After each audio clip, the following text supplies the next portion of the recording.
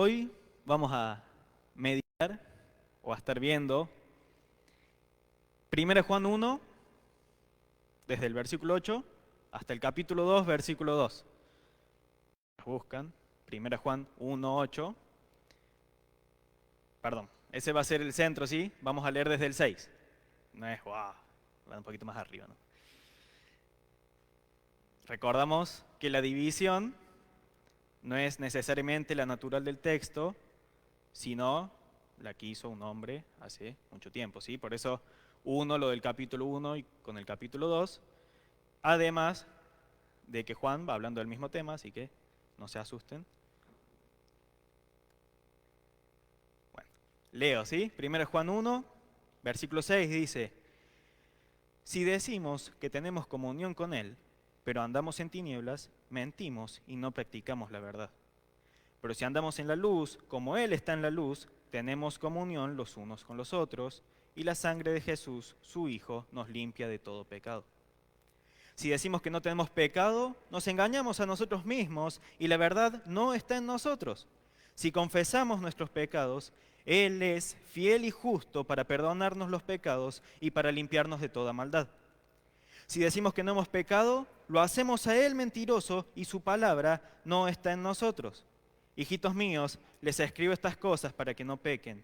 Y si alguien peca, tenemos abogado para con el Padre, a Jesucristo el justo. Él mismo es la propiciación por nuestros pecados, y no solo por los nuestros, sino también por los del mundo entero. ¿Sí? Vemos acá a Juan discutiendo de entrada con falsos maestros. Estos que hemos estudiado tanto con Diego, tantas prédicas sobre cómo detectar los falsos maestros. Acá tenemos más enseñanzas falsas que vienen de boca de estos maestros, que en este caso afirmaban tener comunión con Dios, pero vivían en tinieblas. ¿Qué dice de estas personas? Son mentirosas y la verdad no está en ellos. El versículo 8 dice que otra de las enseñanzas falsas de estos falsos maestros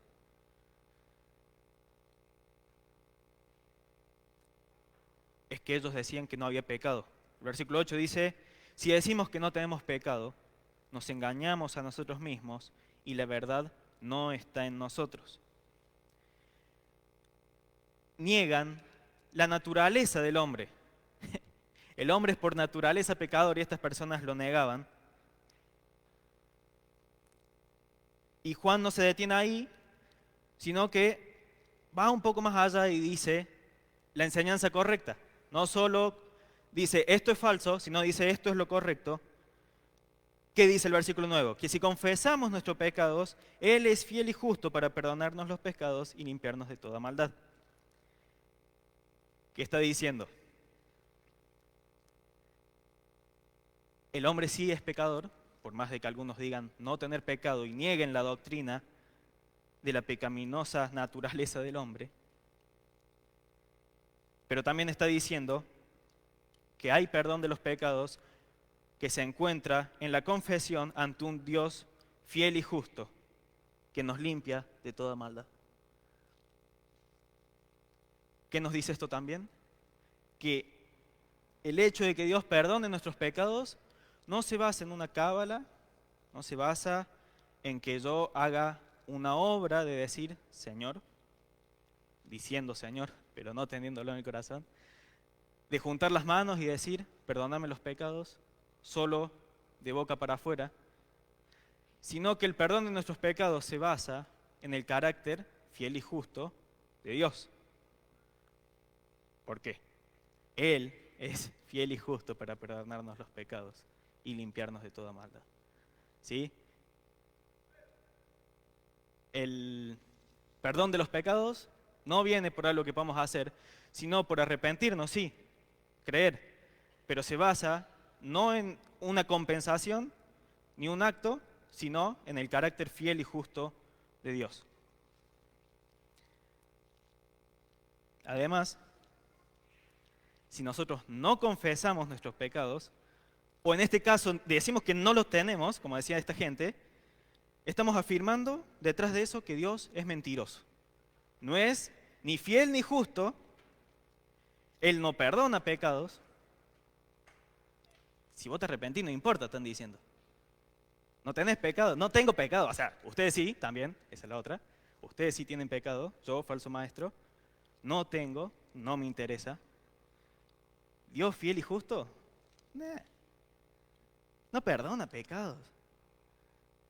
¿Cargarlos en Cristo?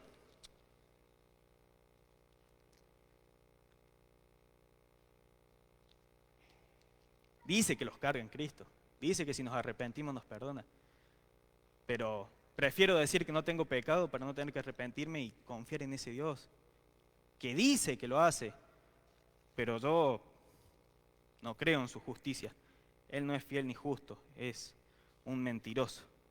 Eso es lo que dice el falso maestro al afirmar que no hay pecado en el hombre.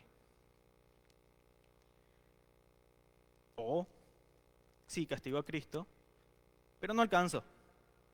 Cristo, su sacrificio, bueno, está ahí, pero le falta. Tengo que hacer algo más. Entonces, para no hacer nada, no tengo pecado. ¿Se dan cuenta?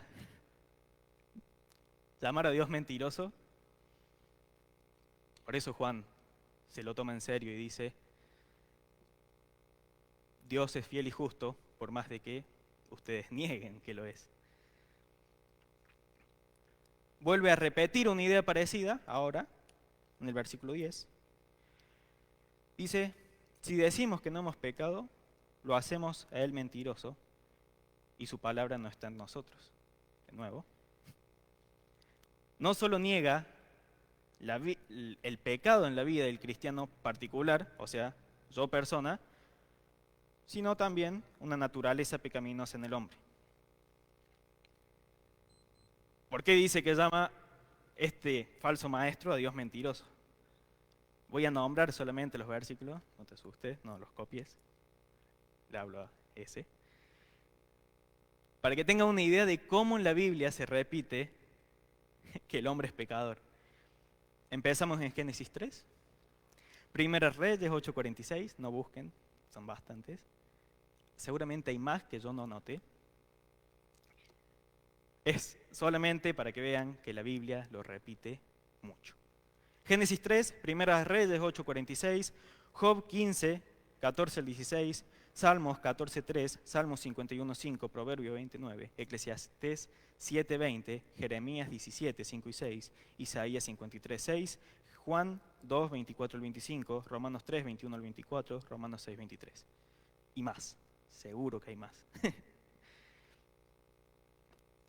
Al afirmar que el hombre no tiene pecado, o incluso que tiene algo bueno, se está tratando de mentiroso Dios. Miren cuántas veces Dios se encargó de dejar claro que el hombre es malo y pecador. Y esta gente sigue diciendo, yo no tengo pecado, y probablemente la humanidad tampoco lo tenga.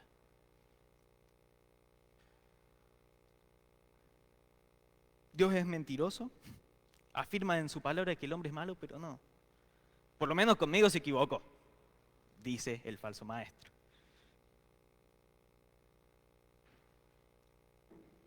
¿Qué hace además?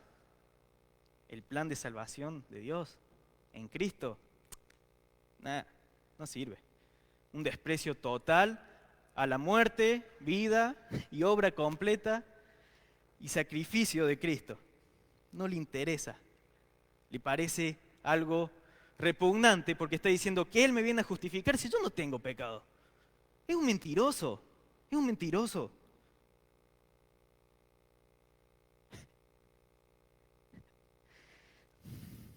Llamar a Dios mentiroso. Cuando está clarísimo, y yo sé que vos sabés que está clarísimo en tu vida que sos pecador. Y ellos lo saben y se niegan. Y van a creer que esto ya no existe, ¿no? No, no crean eso. Hay gente que dice, el Señor me salvó, yo ya no peco. Eso es mentira. Eso es mentira y es una falsa enseñanza. Somos pecadores. Juan lo deja claro, la Biblia entera lo deja claro, es decir, Dios lo deja claro. Y eso constituye el primer punto, ¿sí? Somos pecadores. Por lo que venimos estudiando como iglesia en estos 3 años, queda más que claro y creo que con algunas de las citas se reafirma esa claridad. Ahora quiero que presten atención porque leí desde el 6, ¿sí? Busquen en cuántos versículos del 6 al 2.1 dice, sí decimos. La frase, entre comillas, sí decimos.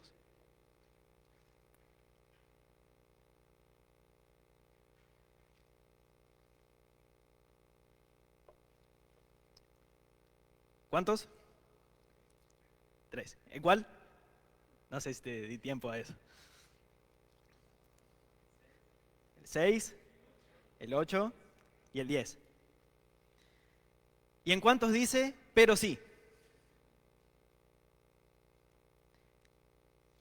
Entonces el 6, el 8 y el 10 dice, sí decimos. Y Juan en el 7, ¿cuál más? Y el 9, muy bien. En el 7 y el 9 dice, pero sí, o sí, perdón, ahí tuve mal yo. El 9 dice sí, pero da la idea de un pero sí, mala mía. Dice, hace un contraste, ¿sí? ¿Cuál decía si decimos? El 6. ¿Qué dice el 7? Pero sí. El 8 dice si decimos, y el 9, pero sí. El 10 dice si decimos, y vamos a ver qué pasa en el 2.1, que es lo que continúa.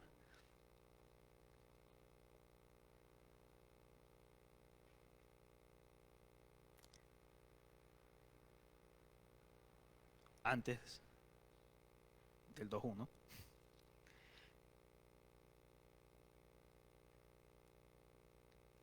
Vemos que ahí Juan deja de discutir o de mostrar y exponer la enseñanza del falso maestro, de decir, si decimos que tenemos comunión con él, pero andamos en tinieblas, mentimos y no practicamos la verdad.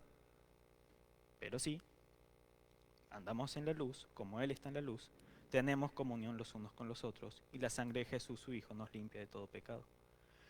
Si decimos que no tenemos pecado, nos engañamos a nosotros mismos y la verdad no está en nosotros.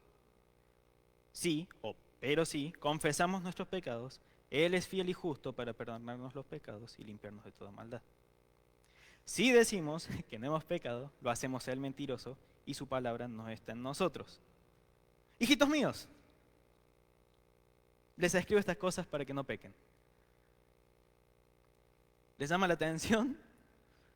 Cambiando su forma de explicar, cambiando esta secuencia, y dice de forma amorosa, no usen esta naturaleza que estoy dejando claro que está en el hombre de ser pecador como excusa. No usen su naturaleza como excusa para pecar de forma deliberada. Pablo en Romanos 6, versículo 15 al 18, voy a leer, si alguno es rápido, me acompaña. Dice, ¿entonces qué? ¿Pecaremos porque no estamos bajo la ley, sino bajo la gracia? De ningún modo. ¿No saben ustedes que cuando se presentan como esclavos a alguien para obedecerle, son esclavos de aquel a quien obedecen, ya sea del pecado para muerte o de la obediencia para justicia? Pero gracias a Dios que aunque ustedes eran esclavos del pecado, se hicieron obedientes de corazón a aquella forma de doctrina a la que fueron entregados. Y habiendo sido libertados del pecado, ustedes se han hecho siervos para la justicia. El versículo 16, lo vuelvo a leer, dice, ¿no saben ustedes que cuando se presentan como esclavos a alguien para obedecerle, son esclavos de aquel a quien obedecen, ya sea del pecado para muerte o de la obediencia para justicia? Pablo está diciendo, lo mismo que Juan, si son realmente hijos, si son del reino de Dios, no van a usar ninguna excusa para pecar, van a ir en contra del pecado, y eso se va a evidenciar quién es su rey, quién es su amo, en qué reino están, según para quién trabaja. Y ahora clase de historia. Una anécdota histórica. Dice que en 1800 Gran Bretaña estaba sediento de té. Bueno, esta infusión solamente estaba en China, sí era un monopolio. Dice que la empresa East India Company, que tenía su base en Londres, contrató al botánico y aventurero escocés Robert Fortune para sacar de contrabando plantas, semillas y secretos del té de China a la India, que estaba regulada por Inglaterra. Lo logró disfrazado de comerciante chino y durante su vida la producción del té en India superó la de China. Había monopolio en China, contratan a un aventurero, un estafador, para que trabaje para sus fines, es decir, vaya y sea una espía y busque los secretos, busque las plantas, y ellos superaron la producción de China. ¿Para quién trabajaba Robert Fortune, el escocés? Decía trabajar para China, se hacía pasar por chino, se hacía el comerciante, pero en realidad estaba trabajando para la compañía Indias del Este, según mi traducción. Entonces se demuestra quién es nuestro Señor de acuerdo a las acciones que realizamos. Esto es el segundo punto. Juan dice, cristianos, no pequen. No pequen. Juan no se queda ahí. Sería ilógico. Está diciendo, tu naturaleza es pecar, pues yo te digo que no peques, y me quedo ahí. Che, Juan, media pila. Juan sabe que vas a pecar. El lector que leyó primero la carta que recibió dijo esto mismo, yo sé que voy a pecar. Si vos sos honesto, sabés que vas a pecar. Juan lo sabía, es inevitable, pero también es claro que el cristiano lucha contra ese pecado. No se va a dar por vencido, no va a negar tener pecado como estos falsos maestros, lucha contra él, no se deja dominar por él, se arrepiente de su pecado, lo confiesa, y el Dios fiel y justo, como habíamos visto antes, lo perdona y lo limpia de toda maldad. Sabiendo de esta condición natural del hombre, Juan dice el 2:1, y si alguien peca, o mejor dicho, o podríamos decir, o cuando pequen, tenemos abogado para con el Padre, a Jesucristo el justo. ¿Se acuerdan Juan 16, 7? Bien, ahí. Si no se acuerdan, tirando a busquemos Juan 16, 7. Guiño, guiño.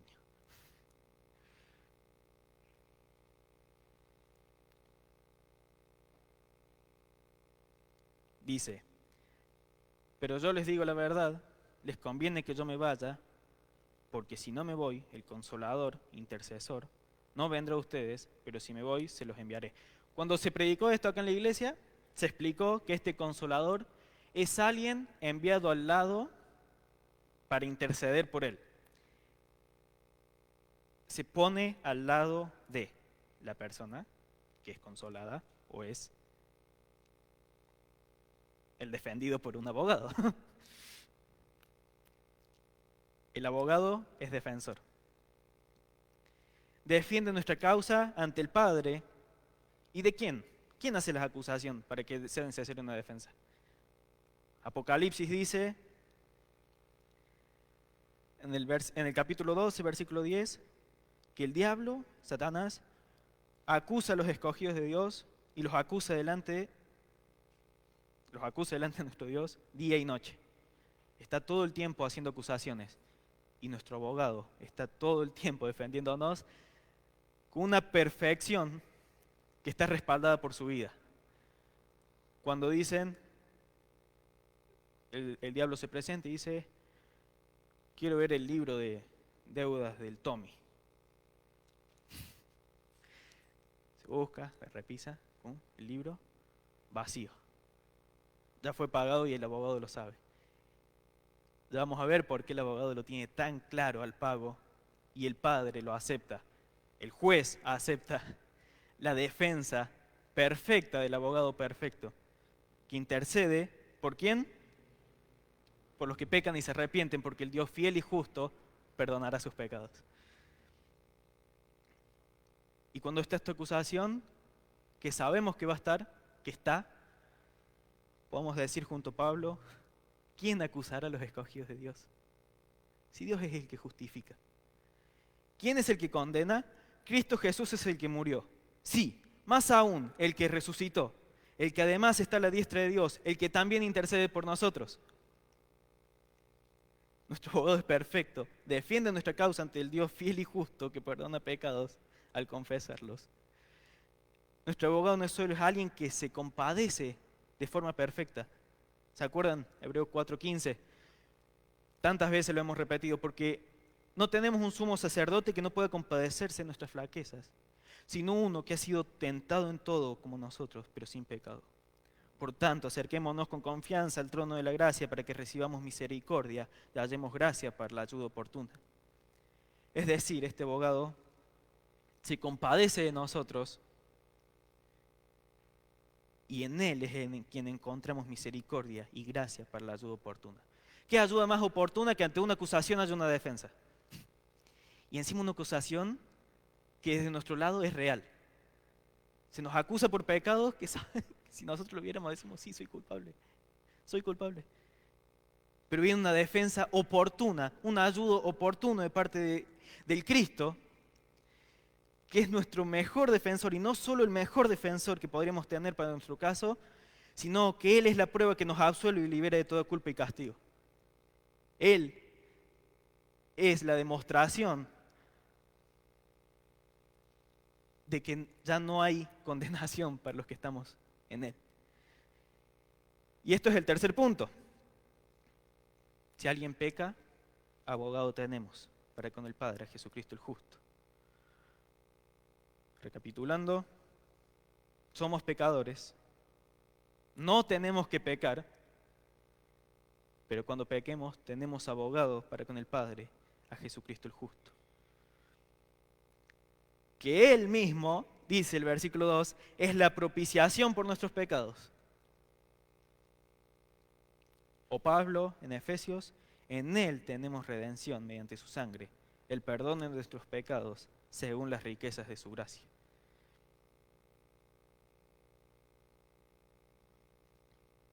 En Él se carga nuestra culpa, nuestra maldad, y en nosotros se carga su justicia. Él satisface las demandas de santidad que Dios, el Padre, y Él también exigen. Pero Él es el que nos redime. En Él tenemos redención. Juan no se frena ahí y dice que no solo por nuestros pecados, sino por los del mundo entero. El mundo entero. ¿Qué dice Gálatas 3? Ya no hay judío ni griego, no hay esclavo ni libre, no hay varón ni mujer, porque todos ustedes son uno en Cristo Jesús. En cuanto a la capacidad salvadora de Cristo, no hay ningún limitante. No hay impedimento. No importa raza, edad, color de ojos, color de pelo, ascendencia, descendencia, apellido, color, sexo, pasado, si usas lentes o no usas lentes, si tenés medias grises, lo creo general. No le importa, no le interfiere. Cristo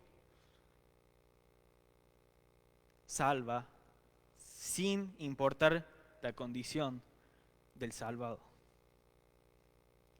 Y esto es bueno, porque si no diríamos, bueno, Juan, está muy bueno lo que vos decís, sí es verdad, somos pecadores, no tenemos que pecar. Qué bueno que ellos, tus lectores, hayan tenido abogado, fiel y justo para perdonar sus pecados. Pero está diciendo que es por los de todo el mundo. No hay limitante. Nosotros podemos ser incluidos. El Hijo de Dios es incluido en la defensa del Hijo de Dios, de Cristo. Cristo defiende a sus hermanos. Y esos puntos, somos pecadores. Si confesamos nuestros pecados, Él es fiel y justo para perdonarnos y limpiarnos de toda maldad. No debemos pecar, pero si alguien peca, o cuando pequemos, tenemos abogado para con el Padre, a Jesucristo el justo, quien, en un punto que sale de este último, es capaz de salvar a todos. Es hermoso lo que el Señor ha hecho. Es hermoso saber que no solo se limitó a una salvación y a dejarnos en un estado de, bueno, no tenés culpa, pero